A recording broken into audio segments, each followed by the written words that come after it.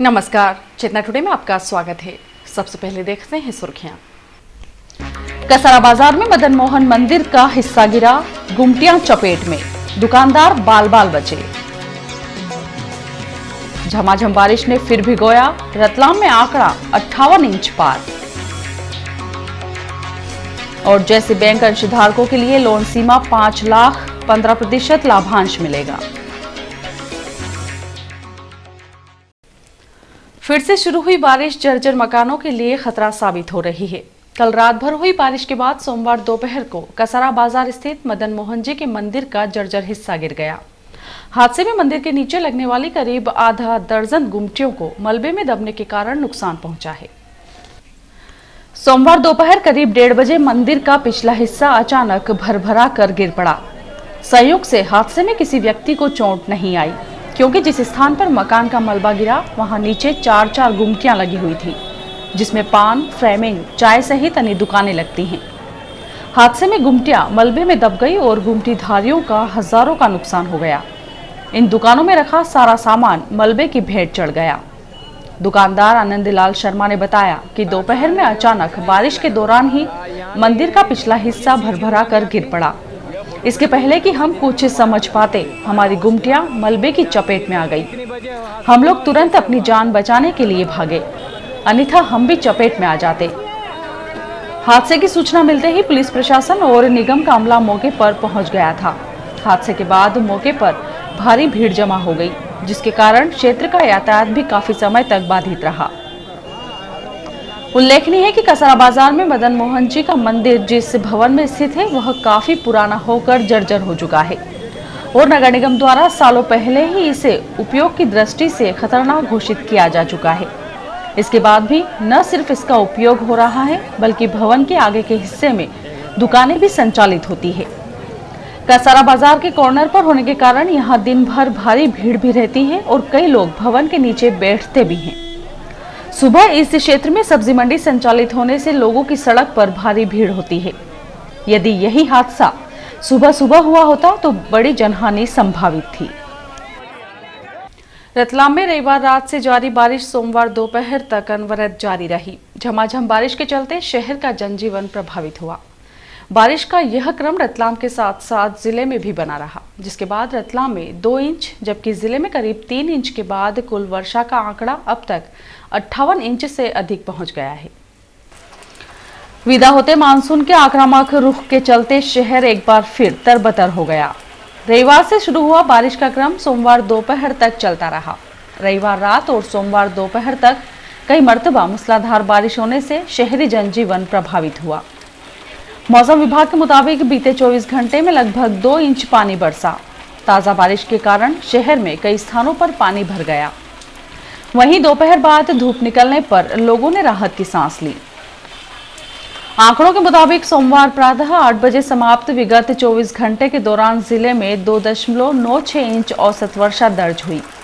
इस दौरान बाजना में 6.70 इंच, सैलाना में 4.8 इंच, पिपलोदा में 2.8 इंच, रतलाम में 2.13 इंच, जावरा में 1.16 इंच तथा आलोट विकास खंड में 6 मिलीमीटर वर्षा हुई। जिले में अब तक 47.68 इंच औसत बारिश हो चुकी है, जबकि रतलाम में बारिश का आंकड़ा 58 इंच पार कर चुका है। आगामी 24 घंटों में बारिश की संभावना बताई जा रही है।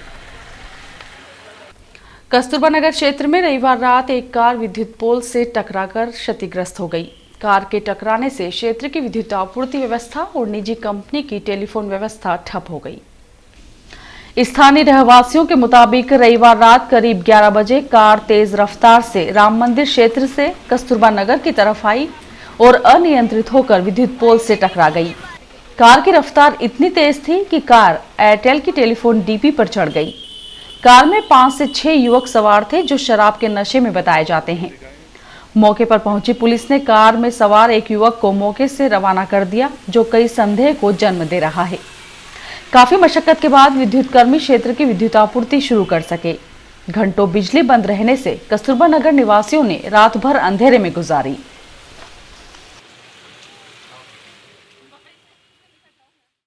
जैसी बैंक ने अब लोन की सीमा 5 लाख रुपए करते हुए सुविधा का लाभ 1 अक्टूबर से देने का निर्णय लिया है। इतना ही नहीं, अंशधारकों को दीपावली के पूर्व 15% लाभांश का भुगतान किया जाएगा।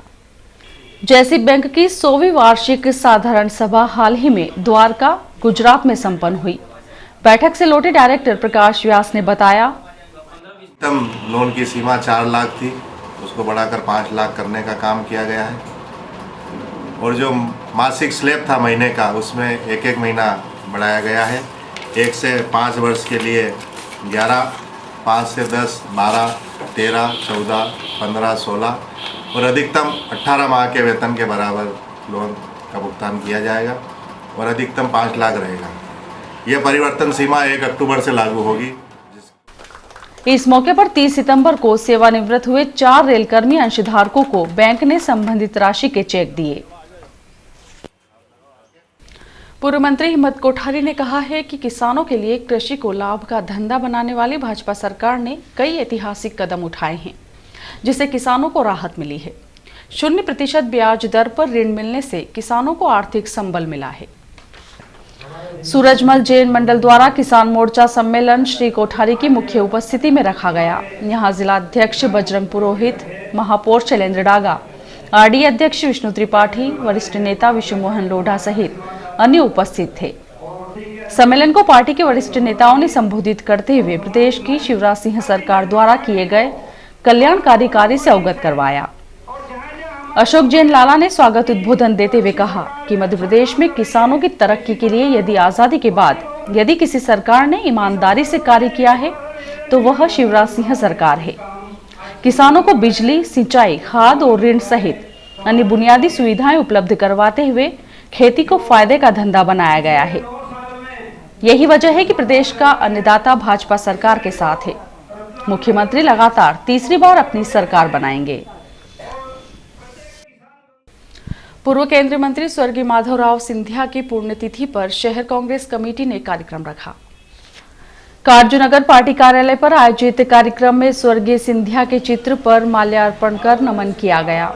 इसी तरह महू रोड स्थित कृषि उपज मंडी प्रांगण में स्थित प्रतिमा पर माल्यार्पण किया गया एवं सिंधिया जी द्वारा जनता के लिए किए गए कार्यों, उपलब्धियों तथा उनके कर्तव्यों पर चलने का आह्वान किया तथा श्री सिंधिया को सदैव याद रखने और उनके सपनों को साकार करने की शपथ दिलाई। इस अवसर पर प्रदेश कांग्रेस सचिव निमिष व्यास, शहर कांग्रेस अध्यक्ष डॉक्टर राजेश शर्मा आदि मौजूद थे।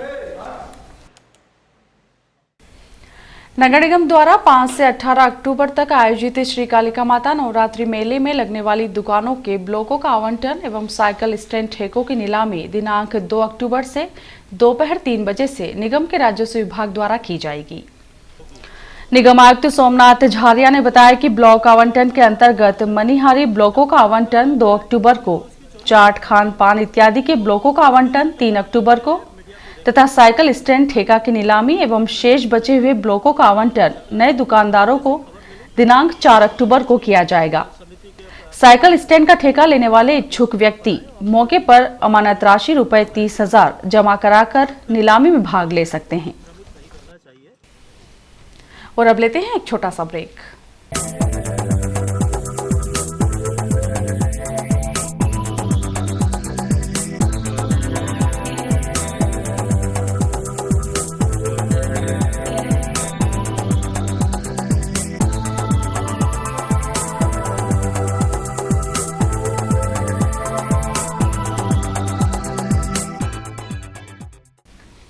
और आइए देखते हैं अंत में सुर्खियां एक बार फिर। कसारा बाजार में मदन मोहन मंदिर का हिस्सा गिरा, गुमटियां चपेट में, दुकानदार बाल बाल बचे। झमाझम बारिश ने फिर भिगोया, रतलाम में आंकड़ा 58 इंच। और जैसे बैंक अंशधारकों के लिए लोन सीमा 5 लाख, 15% लाभांश मिलेगा। चेतना टुडे में आज बस इतना ही। हम फिर उपस्थित होंगे नई हलचल के साथ। तब तक के लिए नमस्कार।